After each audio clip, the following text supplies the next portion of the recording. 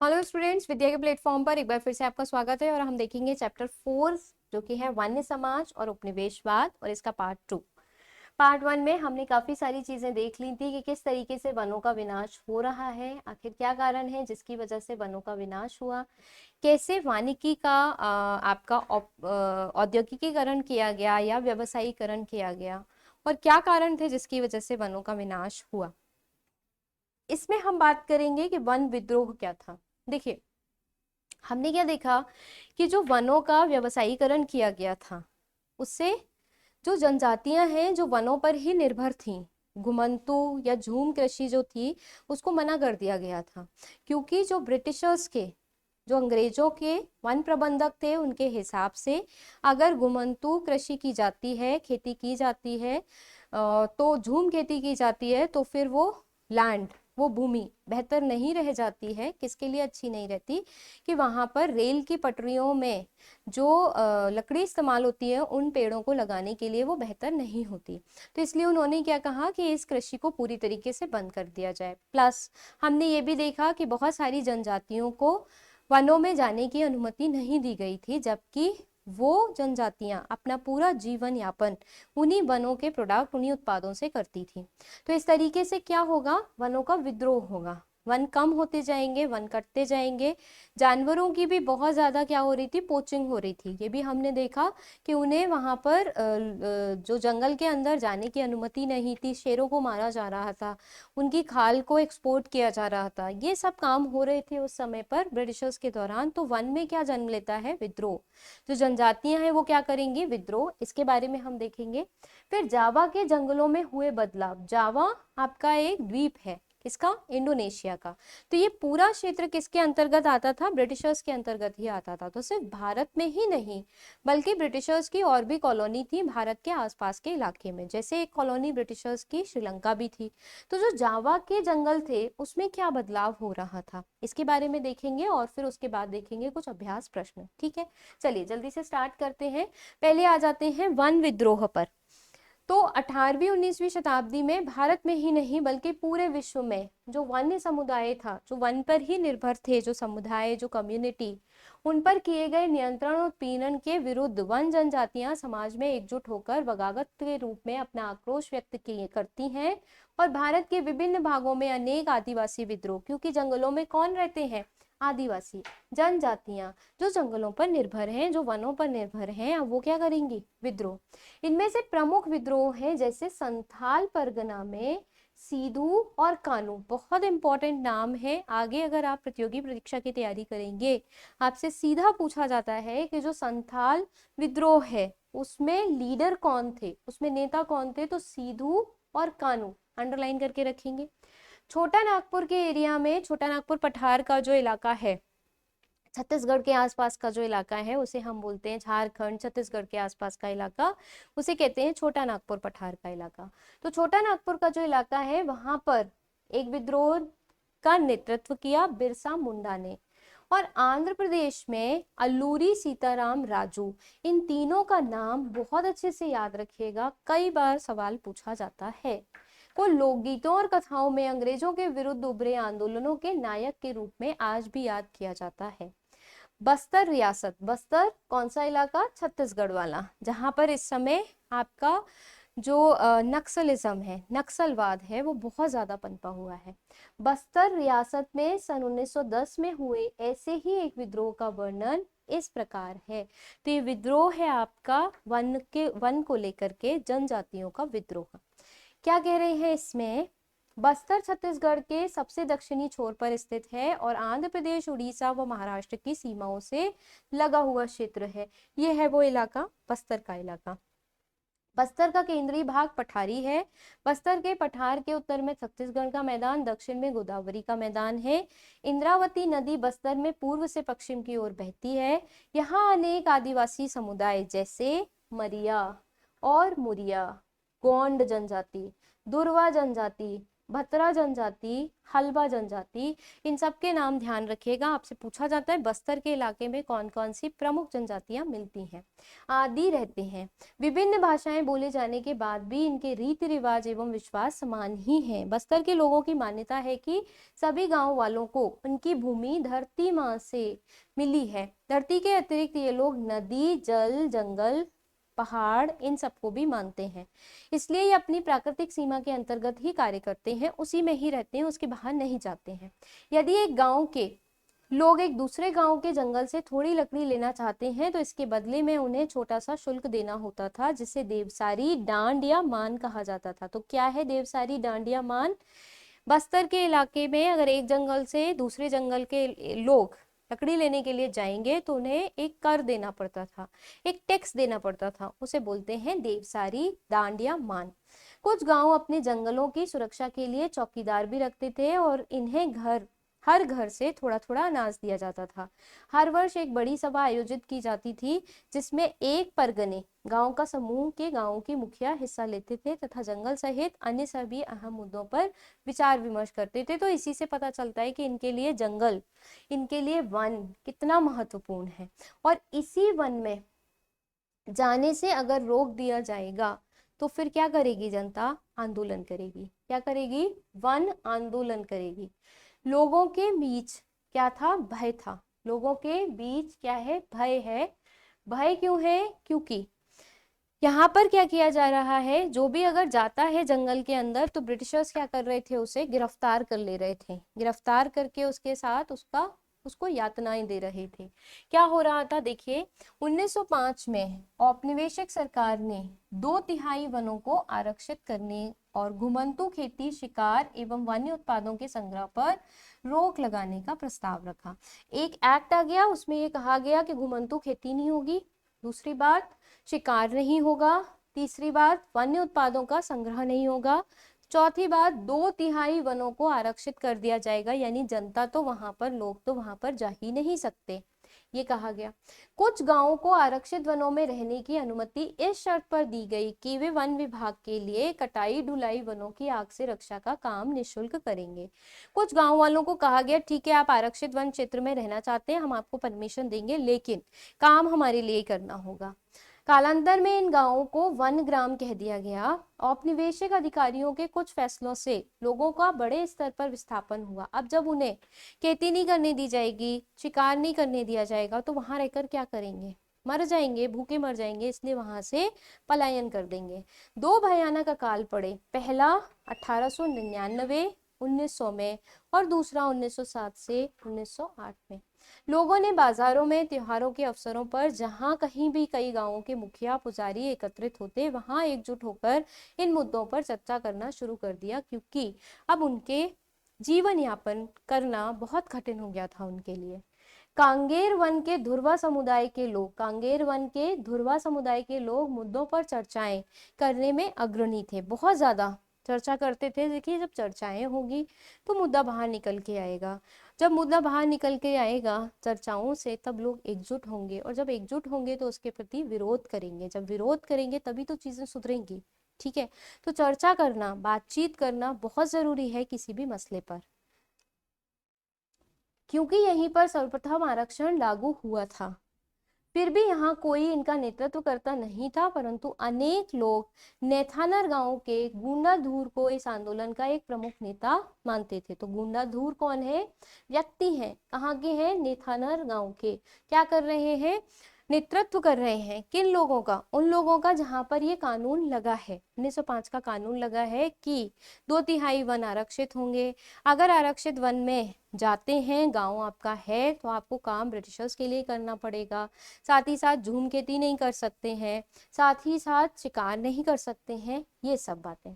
तो वर्ष 1910 में इन लोगों ने आम की टहनियों, मिट्टी के ढेले, मिर्च और तीर लेकर गांव गांव चक्कर काटने लगे। यह अंग्रेजों के विरुद्ध गांव में विद्रोह का एक संदेश था। बस्तर के लोगों ने स्वयं को सुसंगठित किया और अंग्रेजों के विरुद्ध विद्रोह किया।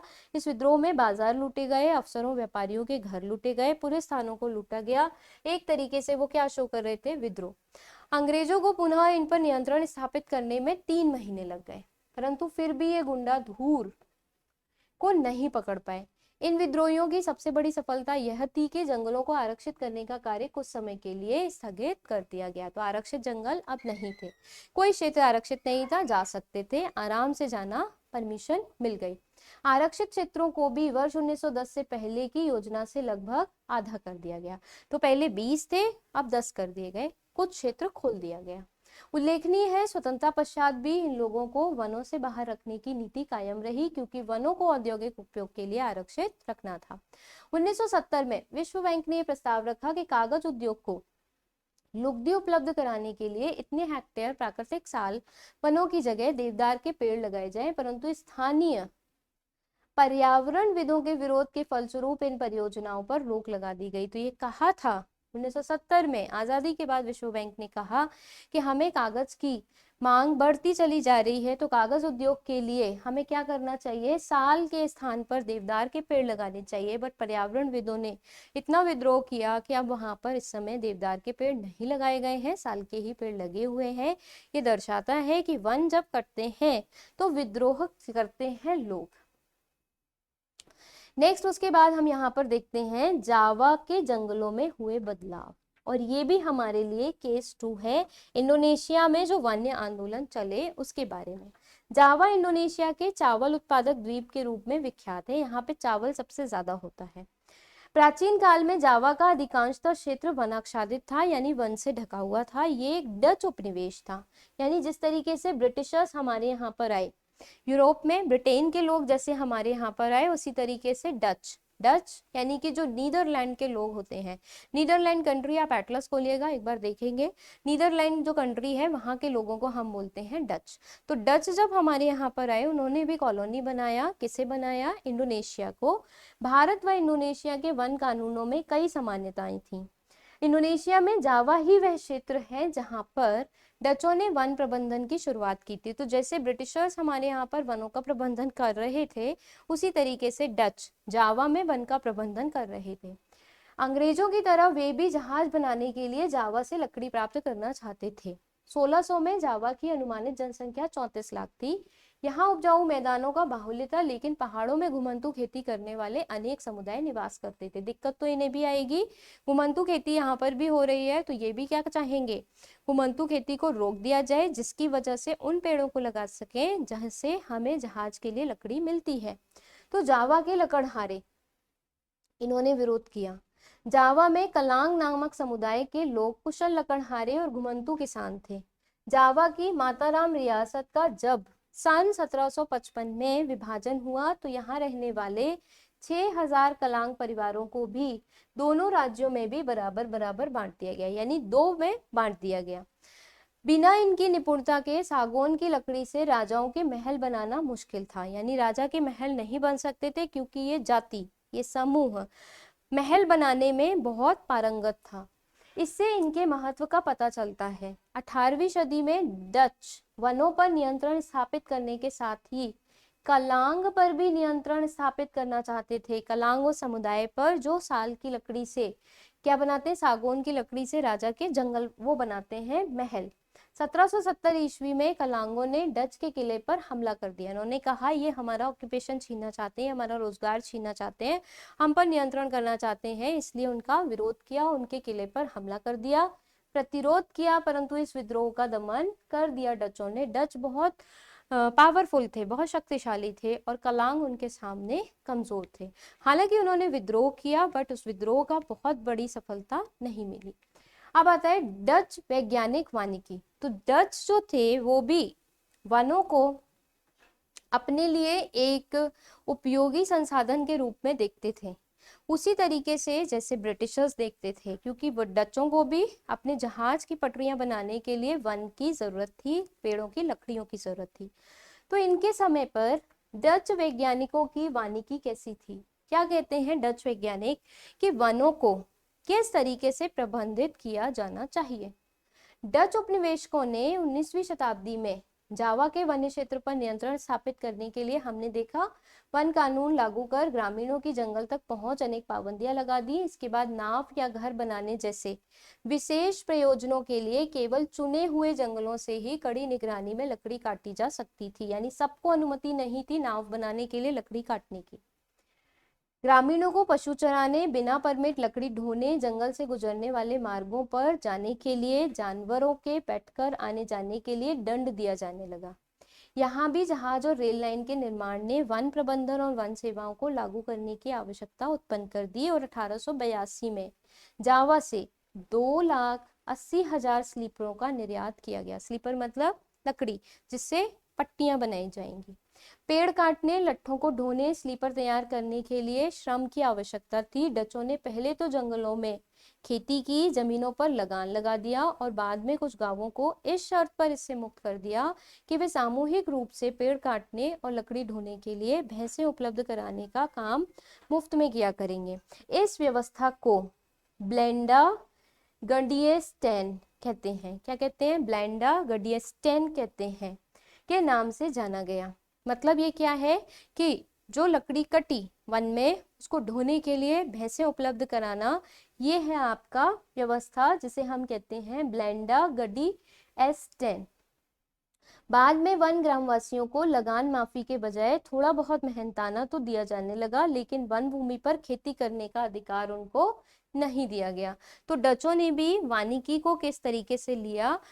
एक अपनी आर्थिकी के लिए, यानी उसे पैसा कमाने के लिए हर तरीके से उन्होंने भी जंगलों में रहने वाली जो जनजातियां थी उनको बाहर किया और उनका इस्तेमाल सिर्फ और सिर्फ श्रम के लिए किया। बाकी जो वहां से लकड़ी मिलती थी उसको अपने देश में भेज करके उससे जहाज की पटरियां बना करके काफी मात्रा में पैसा कमाया और इंडोनेशिया के जावा के जंगलों का सफाया किया। ठीक है, तो इंडोनेशिया के ज्यादातर जंगल, ये देखिए ये है इंडोनेशिया का आप मैप अगर अच्छे से देखें, ये है इसका जावा द्वीप, ये है इसका बोर्नियो द्वीप, ये है इसका सेलेब्स द्वीप और ये है इसका सुमात्रा द्वीप। इंडोनेशिया जो है वो कई द्वीपों में विभाजित है, कई आइलैंड्स में विभाजित है क्योंकि ये एक द्वीपीय देश है। पहला ये द्वीप है इसका सुमात्रा, ऊपर की तरफ आपका पड़ता है कुआलालंपुर जो कि मलेशिया की राजधानी है। ये है मलेशिया और ये है आपकी स्ट्रेट ऑफ मलक्का जो बहुत ही इम्पोर्टेंट जल संधि है। इधर आपका पड़ता है सिंगापुर। तो ये पूरा रीजन सुमात्रा, जावा, यहाँ पे बहुत ज्यादा मात्रा में वन थे और डचों ने यहाँ पर अपनी कंपनी लगाई थी, इस जगह पर अपनी कंपनी लगाई थी और यहाँ पर ज्यादातर रबड़ और चीनी की खेती वगैरह जो की जाती थी उसका ज्यादातर स्वामित्व किसके पास था? डचों के पास में था। कालीमंटन भी है एक आइलैंड यहाँ पर जिसे हम कहते हैं कालीमंटन, इधर पे कहीं पड़ता है कालीमंटन। अब आता है सामिन की चुनौती। तो सबसे पहले तो सामिन है क्या और इसका क्या चैलेंज था, क्या चुनौती थी इसकी। तो जो राब्दू ब्लातुंग गांव है उसके निवासी सोरेंतिको सामिन, ये एक व्यक्ति हैं। इन्होंने सन 1890 के आसपास सागौन के जंगलों पर राजकीय अधिकार पर विरोध करना प्रारंभ किया। यानी कि इन्होंने क्या देखा कि जो सागौन का जंगल है वहां पर ब्रिटिशर्स ने अपना कब्जा कर लिया है और इन्होंने इसका तीव्र विरोध किया। वो ये कहते थे क्योंकि हवा, पानी, जमीन और लकड़ी राज्य निर्मित नहीं है, सरकार ने नहीं बनाई है। हवा, पानी, लकड़ी और जल, ये सब जमीन सरकार ने नहीं बनाई है, इसीलिए उस पर उनका अधिकार कैसे है? जब उन्होंने बनाई नहीं है तो उस पर उनका अधिकार कैसे है? इस तर्क के कारण शीघ्र ही एक व्यापक आंदोलन खड़ा हो गया और जनता ने भी कहा हाँ ये बात तो सही कह रहे हैं, तो फिर सरकार का इस पर अधिकार नहीं होना चाहिए, इस पर सबका समान अधिकार होना चाहिए। इस आंदोलन को संगठित करने वालों में सामिन का दामाद भी सक्रिय था, यानी कि जो ये थे सोरेंतिको सामिन, इनके दामाद ने भी इसमें बढ़ चढ़कर हिस्सा लिया और 1907 तक 300 परिवार उनके विचारों से सहमत हो गए और उनके साथ आंदोलन में आ गए। डच जब जमीन के अधिग्रहण हेतु सर्वेक्षण करने आए तो इन्हीं सामिनवादियों ने, सामिनवादी मतलब जो सामिन की विचारधारा से मेल खाते थे, उसको मानते थे, अपनी जमीन पर लेटकर घोर विरोध किया, जबकि कुछ अन्य लोगों ने जुर्माना देने से, बेगार देने से मना कर दिया। ये थी सामिन की चुनौती, यानी सामिन ने डचों के सामने एक चुनौती रखी, एक चुनौती प्रस्तुत की कि भाई जब जल, जमीन, लकड़ी हमें आप नहीं दे रहे हैं तो फिर आपका अधिकार इस पर कैसे। नाउ नेक्स्ट आता है युद्ध और वन विनाश। युद्ध भी हुआ, प्रथम विश्व युद्ध और द्वितीय विश्व युद्ध, उस दौरान वनों का विनाश कैसे हुआ। तो द्वितीय विश्व युद्ध और प्रथम विश्व युद्ध का वनों एवं अन्य उपनिवेशकों पर गहरा प्रभाव पड़ा। भारत में अंग्रेजों की आवश्यकताओं की पूर्ति के लिए वन विभाग द्वारा अत्यधिक मात्रा में वृक्ष काटे गए। बिल्कुल सही बात है कि अगर युद्ध होगा तो युद्ध में ज्यादा से ज्यादा हथियारों की जरूरत होती है, ज्यादा से ज्यादा जहाज पहुंचाए जाते हैं, रेल से सामान पहुंचाया जाता है, तो ज्यादा से ज्यादा वन काटे गए। जापानियों के प्रभुत्व से पहले जावा में डचों ने भस्म कर भागो नीति अपनाई। इस नीति के अंतर्गत सागौन के विशाल लट्ठे और आरा मशीनों के ढेर जला दिए गए। और इसका इफेक्ट हमें क्या देखने को मिलता है कि अगर कोई देश जंगलों पर निर्भर है किसी चीज के लिए, तो दूसरा देश जो उससे दुश्मनी रखता है वो क्या करेगा, उसके जंगल को जला देगा। और यही किया गया। ये जापानियों को ना मिल पाए। बहुत से गांव वालों ने इस अवसर का लाभ उठाकर जंगल में अपनी खेती का विस्तार किया। युद्ध के पश्चात इंडोनेशियाई वन सेवा के लिए इन जमीनों को वापस हासिल कर पाना कठिन हो गया था, यानी कि वो इसे हासिल नहीं कर पाए। अब इसके साथ ही वानिकी में क्या आते हैं, नए बदलाव आते हैं। द्वितीय विश्व युद्ध हो गया है, प्रथम विश्व युद्ध हो गया है, वन जो है काफी नष्ट हो गए हैं। अब हमें वानिकी में नए बदलाव देखने को मिलेंगे। वन समुदायों को जंगल से बाहर रखने की नीतियों के कारण टकराव की स्थिति उत्पन्न होने लगी और इसके समाधान के लिए एशिया और अफ्रीका की सरकारों ने 80 के दशक से यानी कि 1900 लगभग 80 का दशक, मतलब अगर हम बात करें 1980 वगैरह के आसपास से, 81-82 के आसपास से वनों से इमारती लकड़ी बलपूर्वक प्राप्त करने के स्थान पर उनका संरक्षण करना प्रारंभ कर दिया। यह भी स्वीकार किया कि इस लक्ष्य को प्राप्त करने के लिए वन प्रदेशों में रहने वालों की सहायता लेनी होगी, यानी कि जनजातियों की मदद लेंगे, उनको बाहर नहीं करेंगे, उनकी हेल्प से ही जंगल का प्रोटेक्शन करेंगे। मिजोरम से लेकर केरल तक हिंदुस्तान में घने जंगल केवल इसलिए बच पाए कि ग्रामीणों में सरना, देवराकुडू, कान, राई नामों से पवित्र बगीचा समझकर इनका संरक्षण किया गया। अलग अलग जगह पर इन नामों से बगीचों को प्रोटेक्ट किया गया, जंगलों को प्रोटेक्ट किया गया और इसीलिए वो वहां पर बच पाए। कुछ गांव तो वन रक्षकों पर निर्भर रहने के स्थान पर अपने जंगलों की सुरक्षा स्वयं करते रहे। इसमें हर परिवार बारी बारी से अपना सहयोग देता रहा। स्थानीय वन समुदाय और पर्यावरणविदों ने वन प्रबंधन के वैकल्पिक तरीकों पर विचार करना भी प्रारंभ कर दिया और इसी के साथ ही वनों का संरक्षण जो है वो शुरू हुआ। अब एक बार देख लेते हैं जल्दी से MCQ।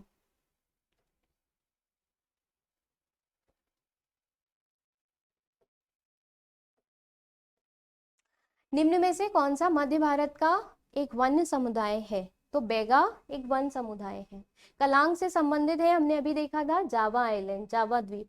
कलांग समुदाय के लोग कौन थे? कुशल लकड़हारे थे, लकड़ियां काटते थे। जावा में वन प्रबंधन की शुरुआत किसने की थी? तो डच लोगों ने की थी, हमने देखा था डच आए थे वहां पर और इंडिया के अंदर ब्रिटिशर्स थे। वन अधिनियम लागू होने के बाद रोजमर्रा की कौन सी गतिविधि गैर कानूनी बन गई? तो सारी की सारी, लकड़ी नहीं ले सकते, कंदमूल नहीं इकट्ठे कर सकते, पशुओं को नहीं चरा सकते। बस्तर छत्तीसगढ़ में है। वर्तमान में जावा प्रसिद्ध है किसके लिए? चावल उत्पादन के लिए, राइस कल्टीवेशन। जंगलों में निवास करने वाले लोग किस चीज से धन अर्जित करते हैं? तेंदू के पत्ते से। तेंदू के पत्ते से बीड़ी बनती है और बीड़ी को मार्केट में बेचते हैं, उससे उन्हें पैसा मिलता है। हिंदुस्तान में घुमंतू खेती को किससे कहते हैं? क्या क्या कहते हैं? धया भी कहते हैं, पेंगा भी कहते हैं, कुमरी भी कहते हैं, सब कहते हैं। औपनिवेशिक काल के दौरान वनों का तेजी से सफाया क्यों हुआ? सबकी वजह से। लकड़ी की मांग बढ़ रही थी, वाणिज्यिक फसलों की मांग बढ़ रही थी, वनों को व्यर्थ का बियाबान समझे जाने के कारण भी। 50 के दशक में 1850 के दशक में मद्रास प्रेसिडेंसी में स्लीपरों के लिए सालाना कितने पेड़ काटे जाते थे? यह हमने पीछे पढ़ा है, 35,000। किस स्थान पर 1906 में इंपीरियल वन अनुसंधान केंद्र FRI कहाँ लगा? देहरादून में। भारतीय वन अधिनियम लागू हुआ 1865 में। घुमंतू खेती को श्रीलंका में कहते हैं चेना। किस अवधि के दौरान 80,000 बाघ, 1,50,000 तेंदुए, 2 लाख भेड़िए इनाम के लिए मार डाले गए? तो 75 से 25 के बीच में। हमने देखा था कि बहुत तेजी से शिकार होने लगा था और शिकार कौन कर रहे थे? ब्रिटिशर्स। हम लोगों को मना था।